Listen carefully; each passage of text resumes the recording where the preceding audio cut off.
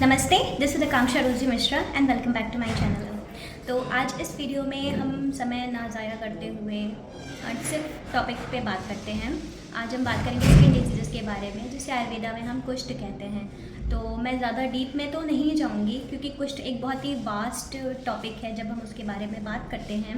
लेकिन बहुत सारी ऐसी डिजीज़ होती है जो बहुत कॉमन होती हैं हमारे बीच में, जैसे कि एक्जिमा हो गई, रिंगवॉर्म की चीज़ें आती हैं, बहुत ही कॉमनली हमारे पास ये डिजीज़ आती रहती हैं। बी इट सोरियासिस, विटिलिगो, ये फिर भी उतनी नहीं आती हैं जितनी कि हमारे पास एक्जिमा और रिंगवॉर्म जैसी या सिंपल इचिंग है स्किन में, रेडनेस है, इन सब के साथ पेशेंट्स हमारे पास बहुत आते हैं। तो हम बेसिकली ऐसा क्या परहेज उनको बता सकते हैं जो उनके लिए इफ़ेक्टिव हो घर पे ही, है ना।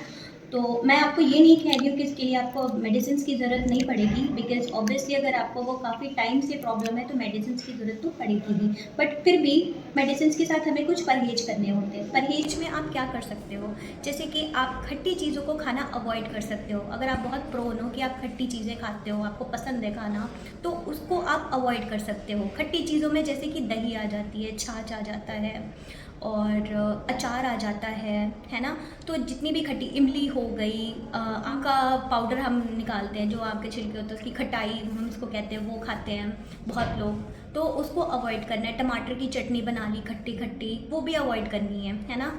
और तीखा तीखा बहुत बड़ा काम करता है इसमें, क्योंकि जितनी भी डिजीज़ होती है ना आपकी, वो बेसिकली आपके लिवर से रिलेटेड होती हैं। तो दो चीज़ों का हमें इसमें बहुत ध्यान रखना पड़ता है। क्या?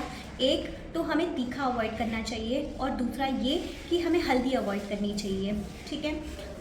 क्योंकि ये दोनों ही चीज़ें जो होती है वो डायरेक्ट आपके लिवर पे अफेक्ट करती हैं। तो इसलिए टू अवॉइड दैट, ताकि हमारे लिवर पे ज़्यादा जोर ना पड़ने पाए, इसलिए हम हल्दी को अवॉइड करेंगे और साथ में तीखे को अवॉइड करेंगे। क्योंकि तीखा अगर बहुत ज़्यादा हुआ, हमारे लिवर पे जोर पड़ रहा है, तो हो सकता है हमारे पेरिस्टालसिस मूवमेंट पे भी असर पड़े। मतलब कल को जाके आपको इनकम्प्लीट इवैक्यूएशन, है ना, या टेनिसमस जैसी प्रॉब्लम्स आ सके। तो टेनिसमस का मतलब बेसिकली होता क्या है कि आप जा रहे हो एक बारी वॉशरूम, फिर आपको दोबारा जाना पड़ रहा है, या फिर ऐसी फीलिंग आ रही है कि मुझे अभी फिर से जाना है ना, तो ये टेनिसमस हो जाता है। या इनकम्प्लीट इवैक्यूएशन मतलब पेट सही से साफ नहीं हुआ है, तो ये सारी दिक्कतें आपको आने लगती हैं। तो इसलिए बेसिकली अगर हम इसको संक्षिप्त में देखें, मतलब थोड़ा सा इसको एक ब्रॉड क्लासिफिकेशन ना करके छोटे में देखें, तो हमें बेसिकली खट्टा अवॉइड करना है इसमें, और ज़्यादा मिर्च मसाले ये अवॉइड करने हैं, साथ में हल्दी अवॉइड करनी है।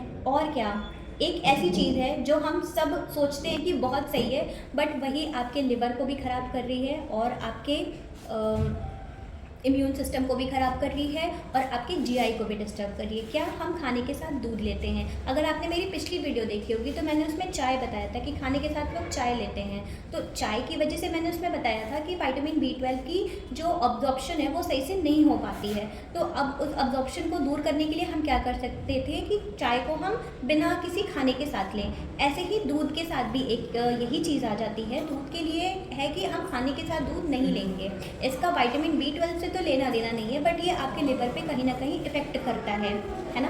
तो आपको खाने के साथ में दूध नहीं लेना है। अगर आपकी स्किन डिजीज़ कम है, माइल्ड है उसके सिम्टम्स, बहुत ज़्यादा नहीं है उसके सिम्टम्स, तो आप खाने के साथ में दूध ना लेकर खाने के 1-2 घंटे बाद ले सकते हो। पर अगर आपके सिम्टम्स बहुत ज़्यादा हैं या क्रॉनिकसिटी है, मतलब बहुत पुरानी है आपकी डिज़ीज़, तो आप दूध को 10 से 15 दिन के लिए बिल्कुल ही अवॉइड कर दो। फिर चाहे वो चाय में हो, चाहे सादा दूध ले रहे हो, चाहे उसमें चीनी डाल के ले रहे हो, कैसे भी आपको दूध नहीं लेना है। तो बेसिकली आपको अवॉइड क्या क्या करना है, हम फिर से एक बार देख लेते हैं।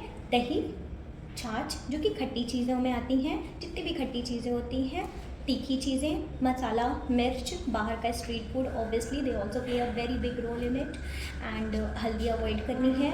और साथ में और क्या अवॉइड कर सकते हो? दूध को अवॉइड कर सकते हो। अगर आपको दूध पीने का इतना ही मन करता है, या फिर आप नहीं रह सकते हो, या फिर आपको कैल्शियम की कमी हो रही है, तो आप दूध को खाने के 2 से 3 घंटे बाद ले सकते हो।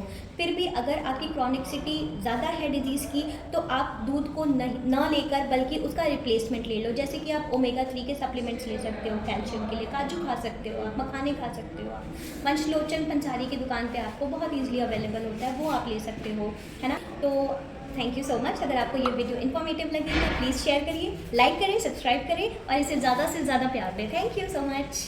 Thank you.